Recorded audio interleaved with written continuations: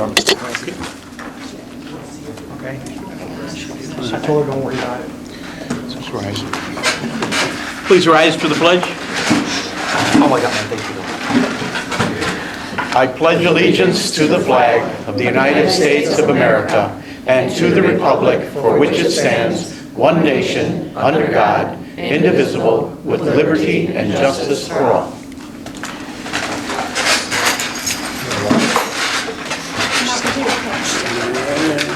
Everyone is here. Thank you for this chair. And I need approval of the regular board minutes of August 12th, 2019. Facilities. Oh, with hearing. Oh, yeah. Oh, we're doing hearing. Oops, I haven't got that. Okay. It's a meeting before the meeting. It's a meeting before the meeting. Ah, there we go. We'll share. Okay. Public comment. This is the budget hearing. Do we have any public comment for that section? Seeing none.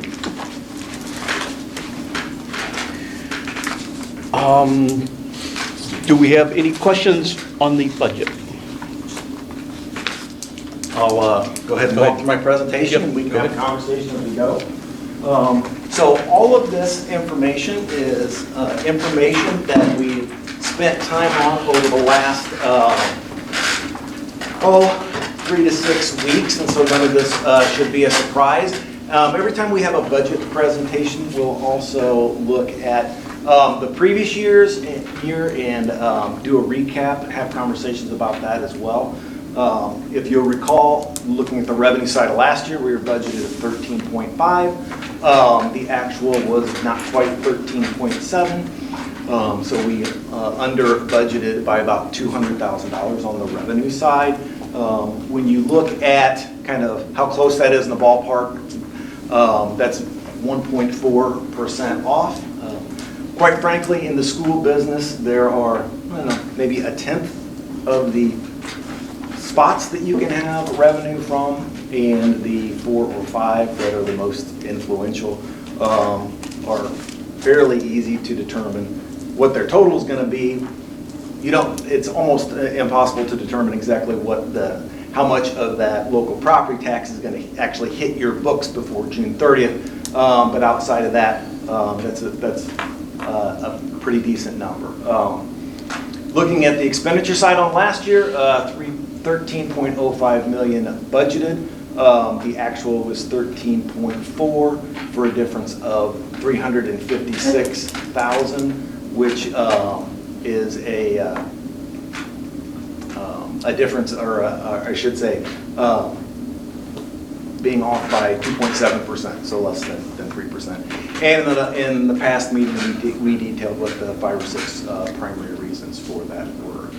So if we look at last year, budgeted putting $442,000 in the bank. In actuality, put $282,000 in the bank. So obviously that's a good year. So when you look at that Beecher Index, remember the Beecher Index is all fund balances combined. The reason why I really like to use that as an indicator is because if you look at over time and the different mechanisms we have at our disposal, even though there are certain funds that are dedicated to be spent in certain ways, we can move those funds around, increase our tax rate, decrease our tax rate in those individual funds. We can increase our contributions in general state aid in and out of different funds that we need to. And then of course at the end of the day, if we wanted to just flat out transfer money, we could. So if we look at what that total is, we always look at this end of June figure, because end of June represents the end of our fiscal year. And so that's really a good measurement. Doesn't matter what month it is. The important thing in school finance, the way that our cash flow waxes and wanes over the course of a 12-month period, it's important that we always look at the end of the same month from year to year. So if we were to pick a month and say, okay, end of February, important that we look at February 16, February 17, February 18. So we have that same moment in time in our 12-month cycle. So if you look at where we've been recently, 16, 13.1 million, 17, 14.1 million, 18, 15.3 million, and then in 19, almost a little over 15.5. So if you'll look at some of those years that we had where we're putting $1 million or in excess of $1 million in the bank, obviously that's a really positive thing when you're able to put some money in the bank. But one of the things that we're finding and the conversations that we've had at this table over the last half year is that in some of those years it would have been better had we been spending some money in some areas. And we'll see in this year's budget how some of that catch-up is reflected. So when you look at the revenue side of this year's budget, looking at being up about $328,000, the majority of that is actually the increase in our debt service levy. And so in this last year, our debt payment was about $1.85 million. And in this year, it's actually going to climb to over $2 million. And so anytime that you have a debt service, an obligation increase in your debt service, that specifically comes from that local property tax levy. So when you look at the expenditure side, our budgeted number, 14.68. Last year's actual, 13.4, an increase of 1.27. And as we talked about, not only is that an increase in expending on debt payment, but at the last meeting we went through a laundry list as to what those additional increases are. Some of those staffing, nurse, art, SOR, additional classroom teachers, and then it's really the rotational pieces. The rotational pieces that we're working hard this year, and we'll probably have to work hard on the next several years until we catch up and things can calm back down. A classic example is the fact that we bought 3 buses for this year, and we'll probably have to buy 3 buses next year. When in actuality, with respect to our fleet, if we were to just do 2 a year over time and keep a commitment to that, that's probably the magic number for us. So we are going to play catch up over the next few years. We've talked about in the Finance Committee, one of the next things that's on the list for that committee is to actually come up and look at with some sort of a 3 or 5 year budget projection so we can see how those expenditures peak, how they level off, what that looks like over time. So when you look at annual surplus or deficit, last year we ran a little surplus. This year we plan on running a little deficit. And so when you put that in context of where we are in the grand scheme of things, we are budgeted, projected to end this fiscal year, next summer, June 30th, 2020, with just a little under $15 million in the bank.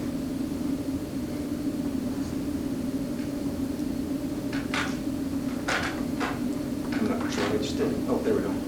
So, questions, comments, discussions? Isn't there more money for textbooks, educational things? Go through as we can sit here for hours. I just want to know why there's, the budget's going up, for salaries and stuff like that, and I get it. But why not for textbooks, more Chromebooks, stuff that benefits our children? I don't see it in the budget, and it bothers me that we continue to raise costs. But at the end of the day, the most important person in our budget should be our students and our staff. Right, and so that's why, I don't remember the month it was, but in this year's budget, we allocated $209,000 just single purchase for technology. And that's just for this year, just as a start to get caught up. We have a large implementation, I believe this year is English, as far as textbooks. And not only that, but when we made the decision to upgrade our math textbooks last year, the decision was made to actually defer half the cost. So part of that we're still paying for. So when you look at those items in conjunction with the increased staffing, with, like you said, the wages and compensation for our employees, it's our spending increases are 100% going for that. They're going for targeted specifically to make sure that great things happen for our kids. as we move forward, when you get textbooks and stuff, that we know for years, that we still, I think we had books with Bill Clinton still in them. Yep. Right, correct? Yep. So, I mean, why are we not, finding where we can put more money into our education funds and our books and stuff and bring them up to date faster than what we're doing? So that's a great question, and I think it's a matter of having a plan, having rotations, making sure that there's a process to this, because quite frankly, you'll have. I'm certain that there are some board members and community members who are going to be like, "Whoa, why did the expenditures go up that much?" And so now, if we wanted to, let's use an extreme case. If we said, "Hey, look, we think we're 8 buses behind," which we probably are. We're going to go out and buy 8 new buses. Now you're talking $500,000. And so so my point is, to do it all at once is a lot. It's a lot to implement. It's a lot to pay for. In my experience, and if the board has a different philosophy, it's definitely one that we can talk about. My philosophy on these things is to try to have a rotation, to have a plan, to be able to get back up to where we think we need to be over time, and then maintain it. So just to be clear, the budget expenditures was for last year $13.057 million, and now the expenditures are at 14.56, so it's gone up $1.5 million as far as the From budget, last- as far as the budget expenditure, We yes. got it right here. So on the expenditure side, last year's actual was 13.4. This year's budget is 13.7. Because you went $355,000 over budget on the expenditures. Because you went $355,000. Yeah, which is over. something that we discussed at the last meeting. We I'm detailed why trying that. to be clear. But and we cited why we went over, and that was for outplacing a lot of students that Amongst caused that. other things, Yeah. we There were detailed other 5 or things. 6 reasons. Yep, That you was bet. $200,000, but then you weren't as high in the whole education fund as that much. Yeah, and I think, our treasurer has some really good experience with this as well. But when you look at the budget, when you look at that forecast on the expenditure side, when we all look at our finance report and we see whatever it is, 14 pages worth of expenditure lines, and there are about 40 lines on a page. There's some 600, 800, maybe even 1,000 lines that we have to try to budget for and figure out what the expenditures are going to be like. To try to forecast all of that and to come within 2.7%. Mike, is that an acceptable tolerance? Yeah, I think it is. If you're under 3% on any budget, you're doing a fantastic job. Balancing both the revenues and the expenses. We have the financial packet that's to the budget is in there every month, as long as we're continuing to monitor that. Look at those things that are increasing the cost. As long as we keep our thumb on that, we know where it's going to be, and then when you end up at 2.7, I think that's a very good job. I would echo that as well, and also add that I think that we're trying, as Mr. Pack said, we're trying to purposely plan for these items versus not including them in budgets maybe in the past, where you're going to see just naturally a higher expense number. So, who knows what could happen with fiscal 20, but those bus purchases, for example, are planned for right at the start versus being added in. I would add the rotation that Mr. Cox was talking about, as far as planning out that 3 to 5 year, that's super important to maintain that budget, because of course things are going to happen. But if you've got that schedule in there, it's easier to make decisions if something unforeseen does happen and you need to table something. You just push, maybe you have to push it back a year, or you flip it in the rotation. No. But having that plan out there is super important to make sure that those expenses are maintained. That's true, but we also don't give a blank check to go over the budget. Like as I said last week, you have, the board approves that budget, the board oversees that budget. When we go over it, it should be brought back to the board. And now, when you're going through the bills, or when you get the packets and you say, oh, there's $300,000 there, I see it was for a good cause, don't get me wrong, but there's no approval to the board. I mean, we just don't give blank checks. I don't think that we've done that in the last 4 years I was on the board, and I just don't want to see it happen again. I believe you approve the budget every month. So Correct. you do see it. Right. And you do approve it. Correct. So I'm missing your point. What point are you missing, Larry? You say the board has to approve the overage. You should. And I'm saying They you do. saw it and They you do. did. Every Right, we do. But again, when it comes to the board and you see it overspending, if there was more of a superintendent report out that this is why we went over, then people don't have to explain. But like we have a finance committee, board members go there, but they can't talk. They can't ask questions, an open thing. I think it's wrong. So, if these questions, if we were more back in a group like we were before, where everybody can ask questions, I think board meetings would be more proficient. It's just my opinion. It's opinion. I think the last point I would like to make is, I would like to thank not only this board, but also the previous Board of Education for the partnership with the rest of the organization, because at the end of the day, putting $1 million in the bank, now stop and think about this because it's absolutely true. At the end of the day, putting $1 million in the bank is easy.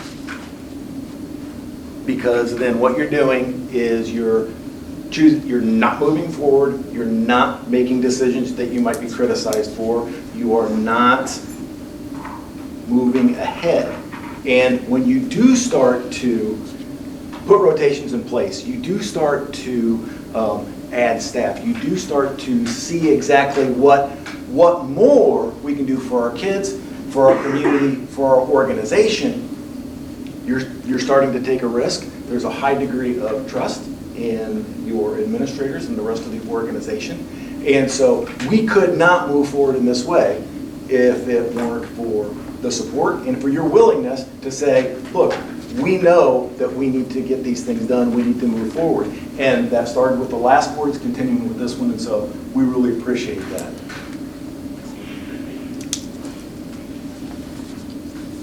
So if we approve this $14.5 million budget, does that mean it's 15 million? Is it going to go 3% over? No, it means that's what our estimate is right now. It could be under, it could be over. We don't have a crystal ball. My Ouija board is terrible, and so we don't know what it's going to be. So we are trying to make our best faith estimate and projection at this point in time. But also realize, like, we're gonna see and be involved in those changes on a monthly basis at a minimum. So if there's something that comes up that's out of whack, you're gonna see it. It's gonna come before the board as a material.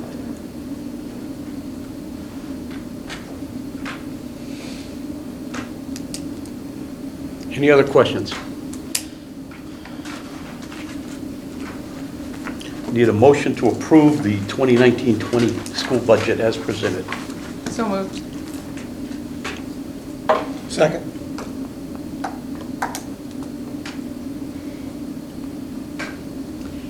Okay, Hernandez, Yes. Pappas, Yes. Mazurik. Yes. Goldberg. Yes. Herman. Yes. Weissel. Yes. Duchess. Yes. Motion carried. Motion to adjourn the budget hearing. So moved. Second. Pappas. Yes. Mazurik. Yes. Goldberg. Yes. Herman. Yes. Weissel. Yes. Duchess. Yes. Hernandez. Yes. Motion carried.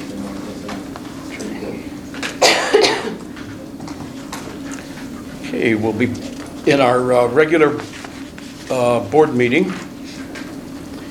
And first item up is approval of the regular meeting minutes of August 12th, 2019, the Facilities Committee minutes of August 26th of 19, the Policy Committee minutes of August 26th of 19, the Personnel Committee minutes of August 26th of 19, and the Personnel Committee minutes of September 3rd, 2019.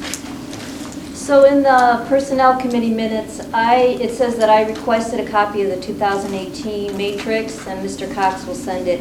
I was actually trying to get the copy of the matrices that they were discussing at the meeting because I couldn't really follow it. And then I was trying to get that for them because they wanted it, and they were looking it up in the board packet, and I didn't really think it was in the public packet.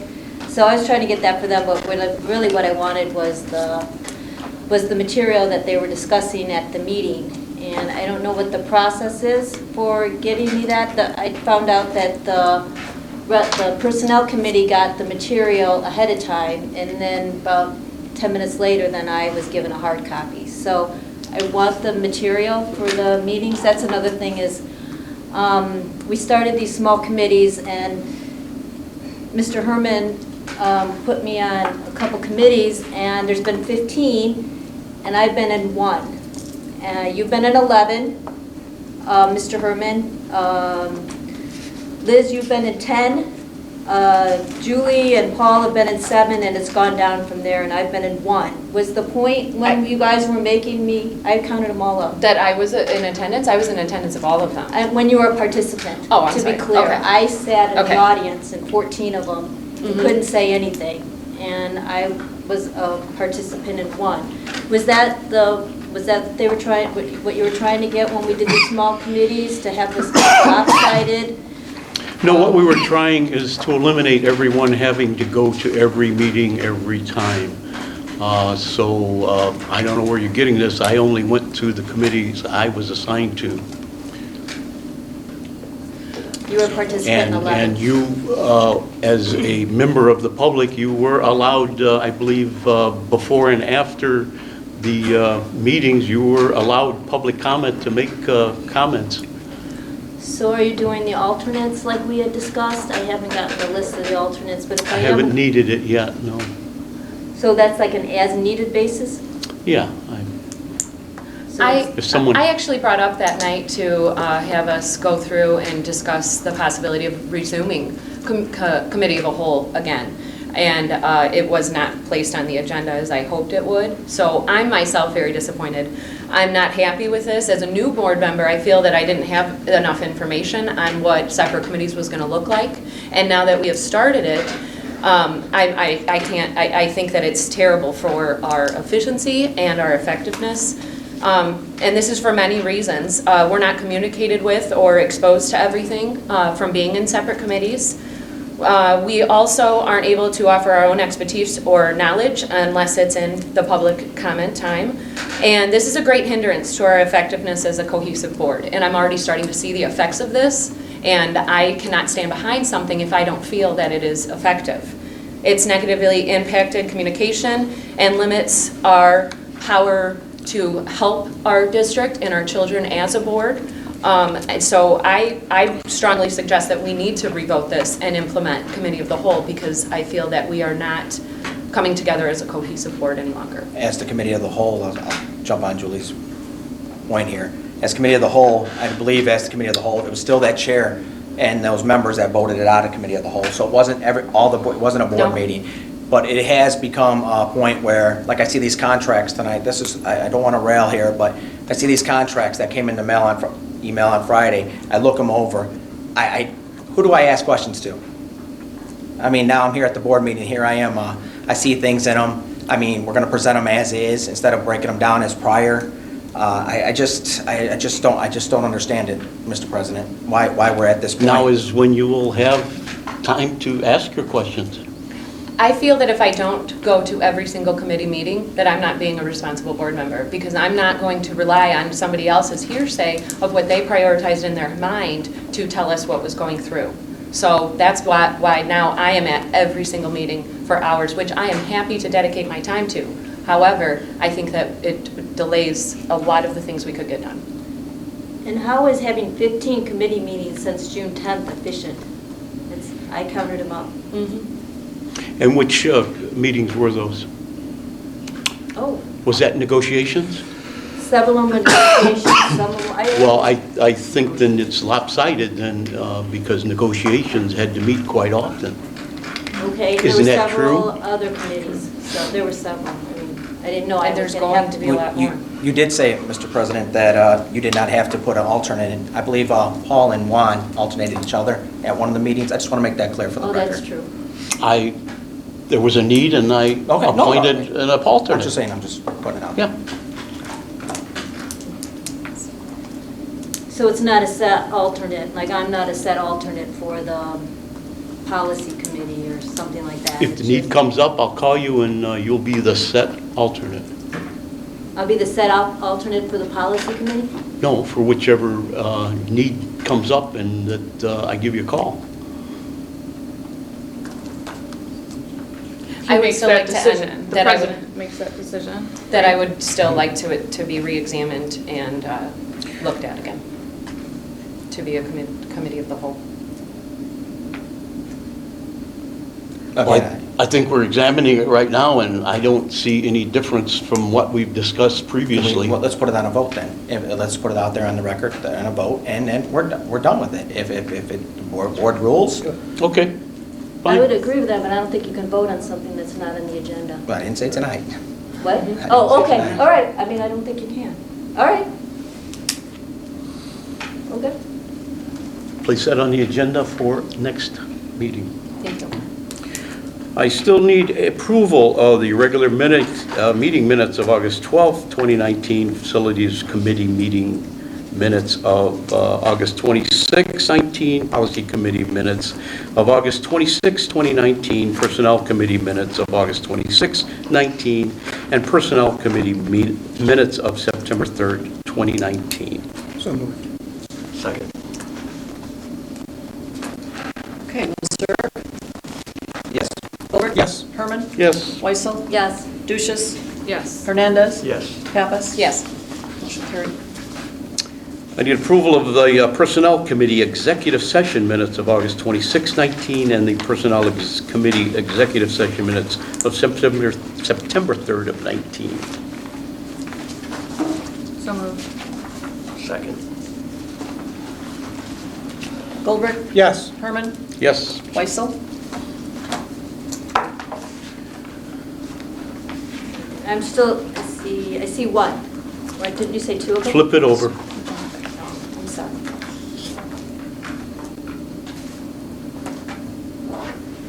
Yes. Duchess? Yes. Hernandez? Yes. Pappas? I'm sorry, hold on.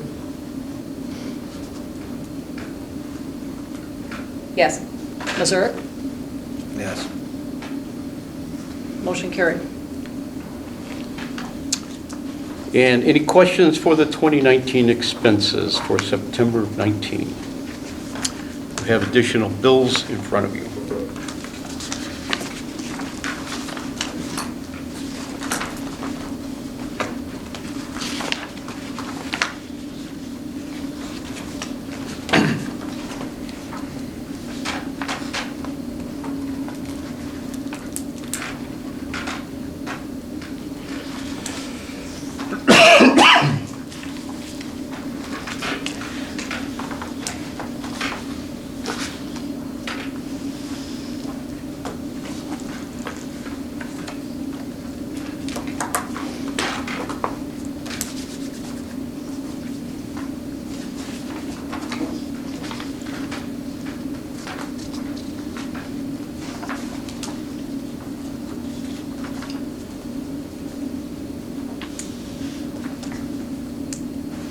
I need approval of the September 2019 expenses.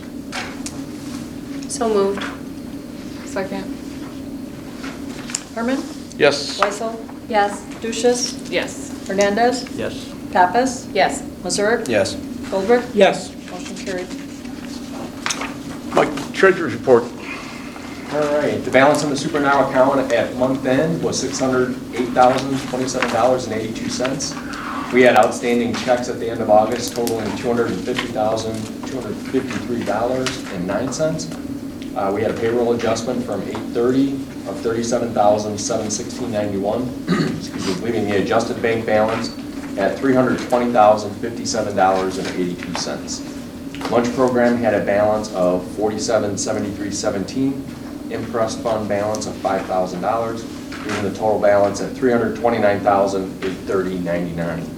Investments balances were $13,743,728.56, leaving a balance of all funds as of 8/31 at $14,073,559.55. August receipts were $1,109,261.64. Expenses were $1,517,110.02.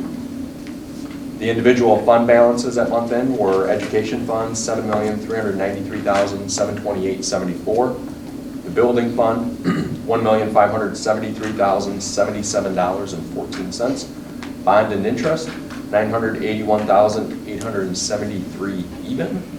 Transportation, $1,274,662.11. Working cash, $2,395,340.89. Tort fund, $178,413. And life safety, $273,640.96. We earned interest for the month of $1,247.79 at a rate of 2%. That will be dropping, I'm very sure. State of Illinois had several distributions in August. State aid, $170,847.67. Special ed transportation, $36,406.45. Regular transportation, $56,696.94. And special ed private facility of $56,959.66. And we received the 5th real estate distribution for $192,434.95. Hey, Mike, just a couple questions I have for you. Who provides the information for your report? I get a combination of the bank statements that I pull off and then the report. So just like you would a regular checkbook, Marla maintains the ledger. I pull the bank statement And when is it provided for these meetings to you? as soon as month, a few days after month end. Once Marla balances are in, then I take it and I balance it to the bank statement. And you have any questions, you just speak with Marla and you guys talk. Okay.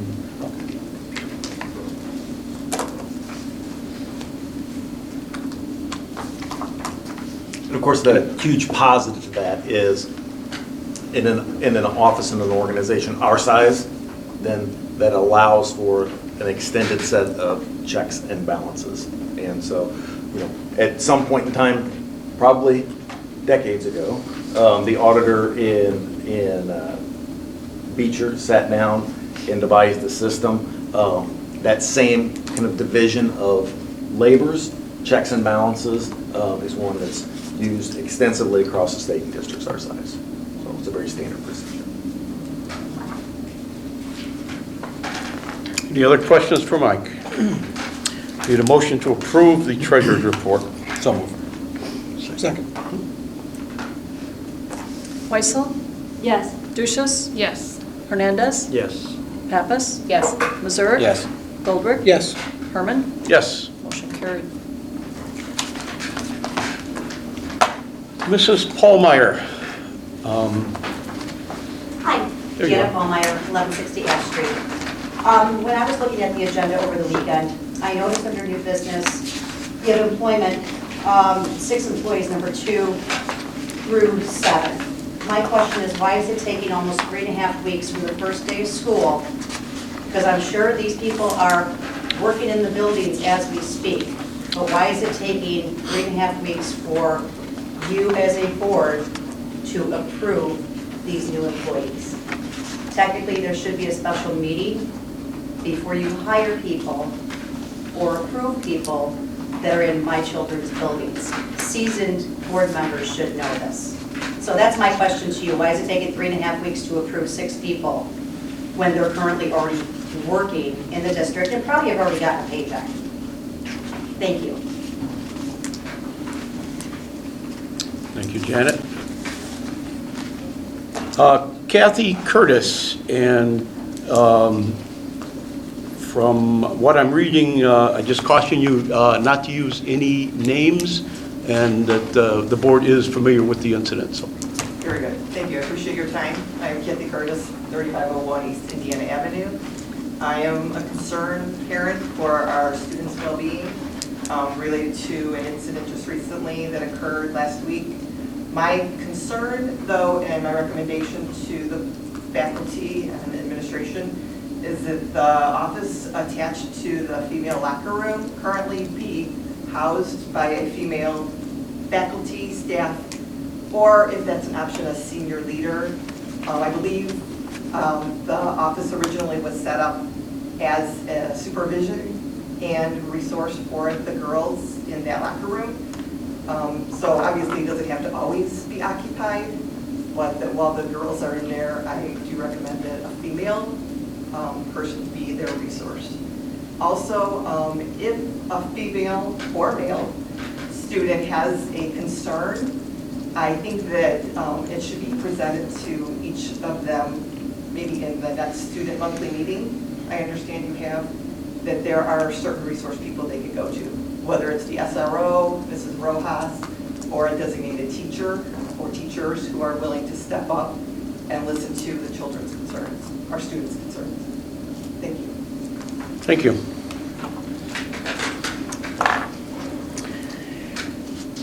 And that's all the forms I have. And Mr. Cox, you have a presentation for KACC. Fantastic.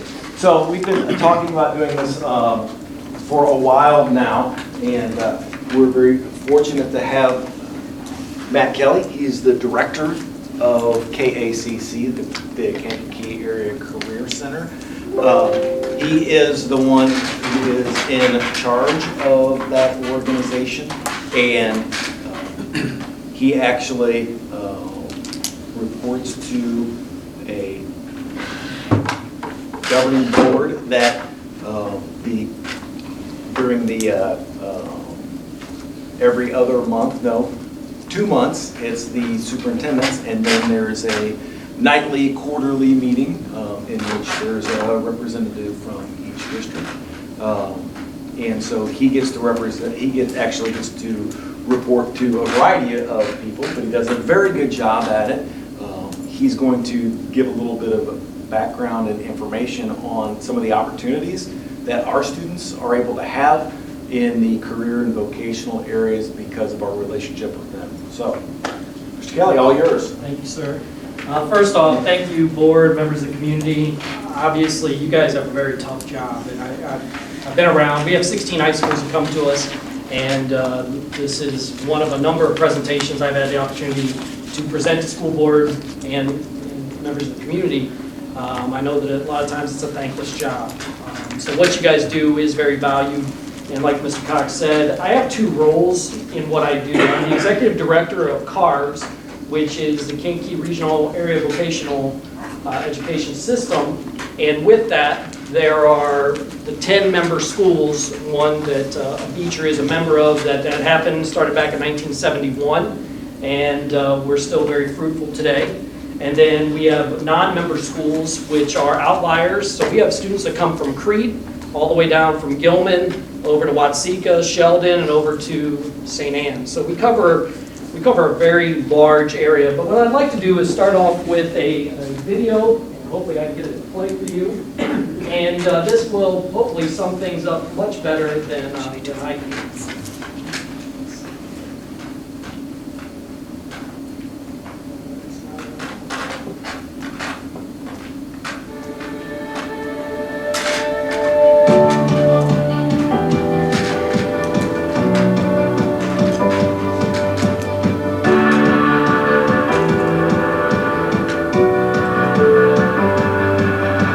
The Kankakee Area Career Center has several programs to offer students with many different interests. At the Career Center, we believe in equipping students with the tools to be successful in their chosen career path. Each of our programs are instructed by vocational professionals dedicated to training the workforce of tomorrow. From cosmetology to computer tech to welding technologies, the Career Center has a program for everyone.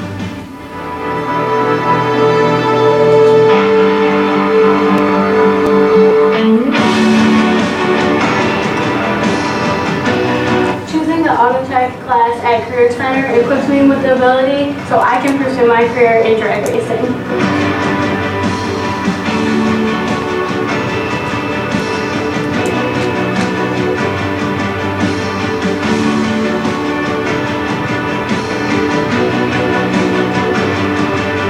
Being a part of Welding Technologies at the Career Center has prepared me for my career as a power lineman next year.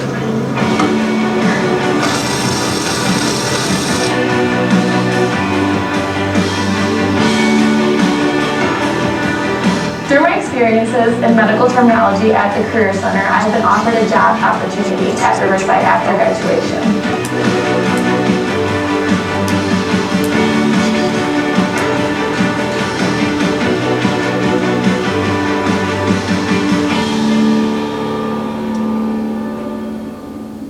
So if you notice, there were two young ladies there that came from Beecher. Beecher has been a strong proponent of what we have to offer. Those two young gals are doing really well for themselves. I'm not sure if you're familiar with them personally, but they were rock stars at the Career Center, and they've continued on to do some really fabulous things. And then one young man, Dalton Grimes, he was actually from Watseka.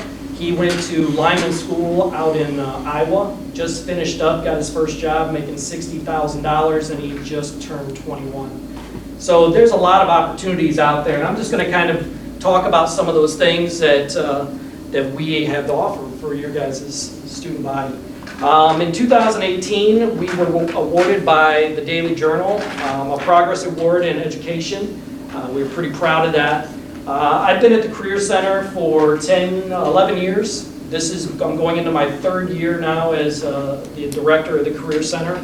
And kind of about the Career Center, once again, we have 16 high schools that come there. As a high school, we're fairly large. We're about 800 students that come and grace our doors every day. We have a multitude of goals. And the state is getting harder and stricter on what we do at the Career Center. There are 24 Career Centers around the state. There are 12 freestanding ones, and we are one of those 12. And we're doing everything we can to be the best out of those 12. And obviously you can see by some of the students and what we do there. We have a construction program. They build a $300,000 house every 3 years. So there's a lot of opportunities for students to come through there. And really the focus is having the students acquire a skill set. I know that there is an exploratory factor for many young people to come to the Career Center to see what they like and what they don't like. And in high school is a great time to do that instead of going on to college and spending thousands of dollars to realize, hey, I do not like blood and I do not want to get into the medical field. So I just kind of want to show that there's a return on your investment. The students that you send there, I know that it's a cost to all of our schools and all of our communities, but there is something these students are getting out of that. And once again, these are high schools that do attend. Our programs, we actually have 12 new programs. This didn't get updated. Actually, multimedia video production's on there, but needless to say is we started a new program for our students that can venture into the avenue of multimedia, creating videos and editing videos and learning how to do all that. Every one of these programs, besides cosmetology, is dual credited with a community college. There are certifications that go with each one of that. So what we do is we require all of our students when they graduate with us, whether they're there for 1 year or 2 years, they're all required to create a professional portfolio to really highlight what they've done with us. And in that portfolio, we require them to create a resume, we require them to put in certifications, dual credit, any internships, any apprenticeship opportunities, job shadowing, and all that stuff to highlight to businesses and employers that, hey, this is what I did while I was in high school. And it's been very successful, very fruitful. We do have 3 slots that come there. They're roughly 2 hours at a time. Beecher comes first slot. And sometimes that's a challenge. Weather is always a factor. But needless to say is Beecher has always been great in requiring the students to attend and show up. And their attendance is always impeccable. It's always 95, 97%. And the students that have the opportunity to come to the Career Center from Beecher have been really successful. So thank you for that. Once again, these are things that we offer. One thing that I'd like to highlight is Workplace Excellence. It is a program that we partnered with Kankakee Community College to provide all of our students in the soft skills, in employability, teamwork, how you dress, how you speak, how you communicate, and there are certificates that go along with each one of those. And every year we rotate, so we do 5 each year. We are now in our 2nd year, so students that had an opportunity to be with us last year will have 10 of those certificates that are micro-badged through Credly that these students can put on their social media, they can put on LinkedIn, they can copy things and put those in their portfolios as well. This is just a kind of a recap. There is a pamphlet in front of you for 2019-2020 that talks about all of the dual credit that we have with the 3 community colleges that we deal with, Kankakee Community College, Joliet Junior College, and Prairie State. I've been working with Prairie State, and many of the students that you guys send there will have an opportunity to receive dual credit through Prairie State. Depending on, for example, Carly Moffitt, she walked out of Kankakee Area Career Center with 14 credit hours, and I know that she graduated with her associate's degree when she graduated with high school. That's the opportunities that we provide the students to have, that they can get some real-world experience, and they can do something to pad their resume and get them ready to move on to that next part of their life. This is workplace excellence that I talked about. Staff. Hiring new teachers in today's economy is very difficult, especially to hire somebody that is a trained professional to come and teach high schoolers is even much more difficult. So we have a great staff. They're certified in many of our areas, and then also we had our staff get certified in workplace excellence so that they can continue that on within the classroom, and we have a nice even flow with all that. So here very quickly is Mike Rowe. Hopefully I can get this to play and kind of just break down everything that I'm saying. I feel bad for kids now, honestly. The millennials, they're an easy target. That we're looking at teens and asking them to borrow a huge amount of money, declare a major, and then go down a road that they're not going to be able to course correct without having a huge financial calamity as a result. That's just crazy.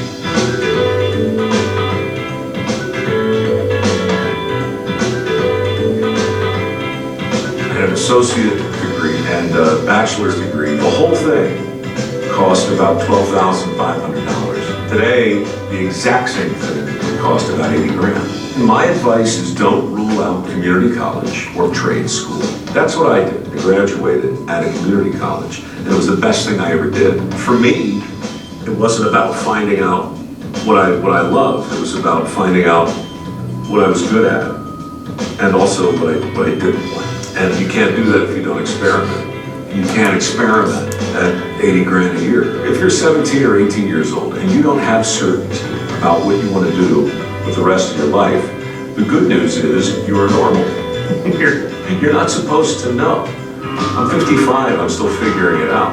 But we're still telling everybody that a 4-year degree is the best chance to get a best job to make you as happy as possible. We're lending money we don't have to kids who can't pay it back. Educated for jobs that don't exist anymore. Bad. So he kind of shares some of the sentiment that we have. We give students the opportunity to come and explore, to see what they like, what they don't like. And the thing is that they want to stay in it, they're ahead of the game. And it's a win-win for them. So here is a nice little study here for every 100 students that start high school.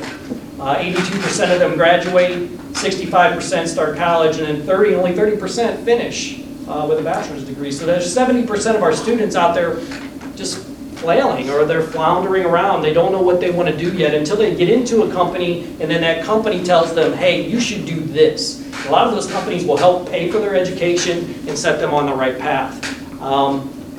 So some of the things that we want to show that what our students can succeed and they can achieve. So I'm working with Prairie State and working with Kankakee Community College and Joliet to start grouping students to get them prepared for the next step. So one of the things that we've done is we're breaking down each one of our career pathways for whatever the next opportunity is. This is an example of Health Careers that have been working with Kankakee Community College, that if they come to the Career Center for 2 years, that's 14 credit hours that a student can get from Prairie State. So a feature student, because they get medical terminology, they get intro to health careers, and then they also can get their CNA certification. But then we're looking for that next class. Well, one of them we're working with KCC that if they did a summer class for phlebotomy, a student that has a phlebotomy certificate is a difference between $8.25 an hour and $15 to $20 an hour, depending on what medical institution they can get with. Law enforcement is another big one. It's one of our largest programs. We're trying to figure out, you cannot be a police officer until you're 21 years of age. What we're trying to do is get somebody some experience so they come with us. Now right now we have a partnership with Kankakee Community College and Joliet Junior College For students, if they can come for 2 years, they can get 12 credit hours, but the next class would be private security. They could take that in the summertime. At 18 years of age, they can get a job being in security from the time they're 18 till they're 21, and they can gain experience if they want to stay within law enforcement or corrections or whatnot. And then automotive, we're working really hard with automotive. The automotive world has changed with technology. So what happens is with that, it's a lot of brand specific. So you have Ford, you have Chrysler, Dodge, Ram, Nissan, and all these different nuances. But what we're trying to do is get students a nice, well-rounded background so that they can walk out of high school and gain entry-level employment somewhere. That's our goal, to give them the tools that they need to be successful, to start somewhere and get entry-level experience, entry-level employment. And then firefighting. Prairie State right now has a great firefighting paramedic program. One of the things that we offered right now is we have the EMR, Emergency Medical Responder, which is a state certification that a student can come with us. They'll get 6 credit hours. They get that certification as a first responder. They can go right into Prairie State or KCC into their EMTB, and then they can move on. And once again, that's the difference between $8.25 an hour and $15 to $20 an hour, depending on where they work. So on that note, I did want to mention cosmetology is one of our most labor-intensive programs as far as student hours and requirements. If a student graduates Beecher High School and says, oh, I want to go to cosmetology and go to Paul Mitchell down in Bourbonnais, it costs $27,000 to do an 18-month program. If they can come to the Career Center and do it while they're in high school, they can walk right out with a state certification through the state of Illinois Department of Financial and Resources, and they can start making money right off the bat. So there's a lot of opportunities for students. If you have not checked us out online, check out, these are our social media outlets, check out our website. There's always information. I know that we have Mr. Sarseny that we meet with Mr. Cox, Mr. Gaham, is that we try to do everything that we can to inform your students and inform your community. So on that note, if you have an opportunity to check us out, we have some gals that are running our social media outlets, and they're rock stars. So I would like to open it up. Does anyone have any questions, comments, concerns that you would like for me to? I do. Yes, ma'am. I really appreciate all of this. This is something that I'm as an educator, I teach to my own students. What is the percentage of junior and seniors that utilize this? About a quarter. A quarter? How? So one thing that I was interested in, like for construction, for example, last year there was about how many total? Like 7? Is that correct? Between juniors and seniors? I would have to look it up for Okay. the construction. And when they graduate, there's so many more of them that go into the trades. So how could, because one of the things that bothered me is that without, in-house shop classes and things like that, how could the students be more exposed to this or visit or something so that there's a higher enrollment? So what we do is we start priming students as freshmen. And we talk to the counselors, the counseling department. And then we have a sophomore day where they register to come down to the Career Center and they take a tour. And at that time, we have an opportunities night. It's kind of our open house. Once again, with us being so far spread, it's very difficult to get people there on one night. But and that's where we open it up to parents. So we put it out there to parents. We inform them that, hey, this is an opportunity for you to come and sit with your student and visit our classes. And then if there's any other parents that want to come down, we get a lot of phone calls and say, hey, I want to come down and see what you guys are doing. And I offer that to anybody if they want to come down for a tour or visit or anything of that nature. So is there a great cost with this? Like I was looking through, what's holding back more? That's what I'm wondering. It just, the kids have to sign up and want to do it. I mean, Steve does a remarkable job of, I don't want to say recruiting, but, or even placing, because that's not, but he finds the kids that would excel at KCC, that want that trade, and then they go through the application process and everything. I think this year we have 38. I think 38. Okay. Last year I think we had 41. Do the counselors kind of have kids in mind that would be well suited for different things or knowing their likes and Yeah. Steve does a phenomenal. Sure. He does a phenomenal job getting to know the kids, and so when a kid comes and says, "Hey, as a junior, I hate X, Y, Z. I hate school." Yeah. I hear that all the absolutely. time. Well, if you hate school, you're gonna hate college. I hate to break it to you. So Yeah. we have a. What do you have? You need Well, some I like exposure, welding. yeah. I like working on cars. I got a place for you. Absolutely. And so that's one of those kids that Steve will bring down. during the sophomore day or anything like that, and Yeah. take them on a tour, so. I would just like to see so much more, because that's the thing that I feel like, I don't think all of you know, like, if money was a problem, could the kids come and talk to you guys? Like, is there some type of scholarship program? Is there anything that could happen like that? There's Is there- no cost to the kids. There's no cost, to the none. kid, no. Okay, I thought I saw $120 entrance fee and stuff like that, so I thought I misunderstood the brochure then. Is that based on, from the school? That is from the school. Okay. Every school had, some schools charge $400 because of transportation. Okay. So it But all we don't. depends on the individual school in the district. If any cost, for example, cosmetology with the time requirements, that is one of our most expensive programs, but I think it's an $800 fee that they have to pay over a 2-year period. So needless to say, there are some supplies and things of that nature, but other than that, they're zero cost. Okay, I'm just, I wish that more people would utilize this. I mean, this is extremely valuable. And it's getting much more competitive, and I know I'm running over my time, but it Sorry. is getting much more competitive. For example, in welding, I've got young people that walked out of high school last year. They got jobs over the summer making $20 an hour at Penninghouse. Yeah. The thing is that we had to cut 40 students out of that program. I only have enough room for 95 students, and we had over 130 students signed up for it. So it's getting more competitive, and people want to say it's for that place for that kid that doesn't go to college. Once again, they're all dual credited. So they're getting college credit, they're getting experience with the diverse nature of the Career Center and all of those schools converging. They're getting an experience that they would not necessarily get if they stayed here. Now, there's also other factors. There's graduation requirements. There's all different types of things that go on with that. So the thing is we open up our doors and we take who we can take. Okay. So it's getting much more competitive. I think that we could probably, the numbers that we come up with is about 1,000 students would be every seat full, every slot. Okay, And right now we're at 800. okay. Each slot? We're at 800 for the day. Total, okay. And even Beecher does a career day every year that I've been going probably the past 6 years, put up a little booth out there, trying to explain, kids can walk up to me. I give a little presentation of what I do, what it takes to become a journeyman, and it kind of promotes them over to the Okay, great. Kentucky Career Center also. Okay, great. And Liz Steve was does a there great last year job. We promoting. come, we presented that, so we get a captive audience of students that want to come through and see a presentation very similar to this, just talking about the opportunities that are available to them. Okay, great, thank you. And anytime you want us to come out and do that, we are more than willing to do that. So a couple additional follow-up points while we have Mr. Kelly here.